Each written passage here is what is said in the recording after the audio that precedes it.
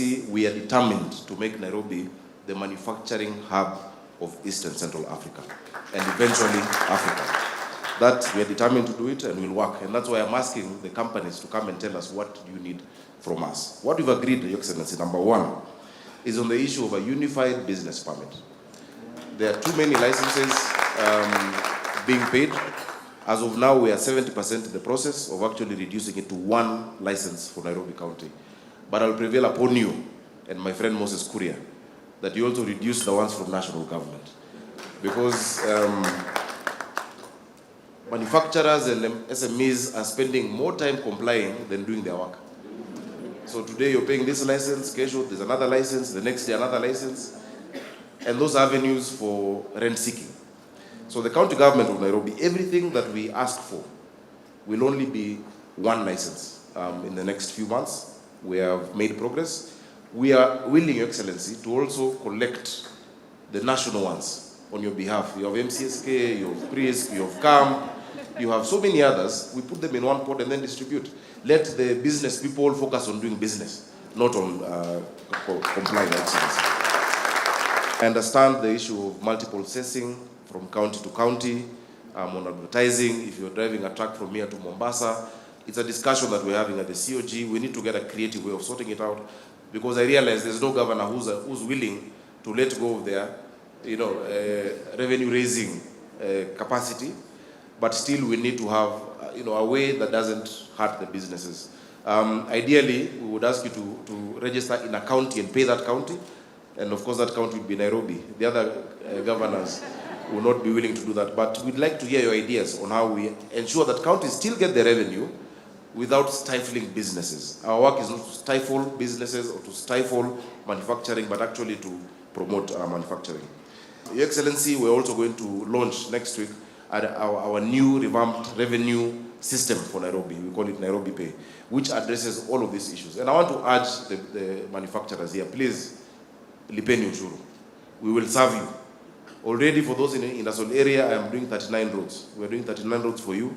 Linus forgot to mention I did for him. He's in Kasarani before I was governor. We will give you the environment to do your work, but we need you to also support us to be able to serve you better. So we hope that it will be more efficient.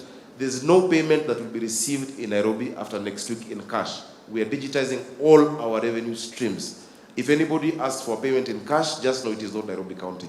Everything will be digitized.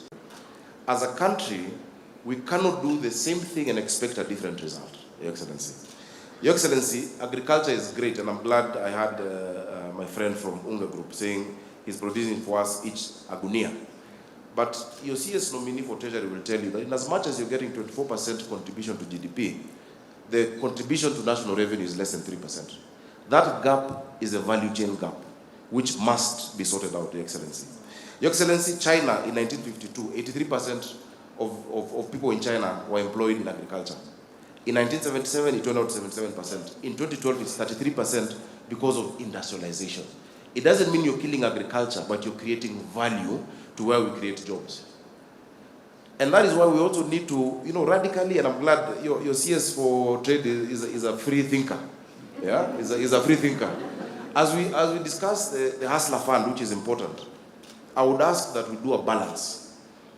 That yes, if I give a kiosk $1 million shillings more, will they hire more people or add more stock? But if I use that money to guarantee investment in rapidly scalable tech startups, that then, for instance, Twiga in 3 years was able to hire 700 people, where is there potential for creating jobs? So yes, we must sustain that, and we must give them a mboga, we must give the mom and dad shops, but we need rapidly scalable startups that then are able to hire more people. Your Excellency, in the Senate, I sponsored and passed a startup bill where we are providing that government just guarantees and de-risks investments, because we can't afford to put money into those startups. But there are angel investors out there who are willing to come and put money if there's a climate where there's de-risking of those small groups. The innovation in Nairobi is amazing. This is the Silicon Savannah. But we just need to provide that framework where we just de-risk these startups, that if somebody's investment at whatever first series or whatever point, if something happens, then they can recoup 30%, 20%, and that is how we'll address the issue of jobs. Because we've said we need a city of order and dignity. But we cannot have that dignity when many of our manufacturers are the ones who are polluting our rivers.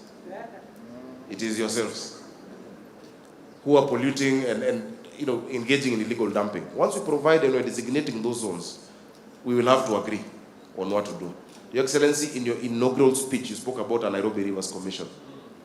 70% of the effluent that goes into that river is industries and sewerage.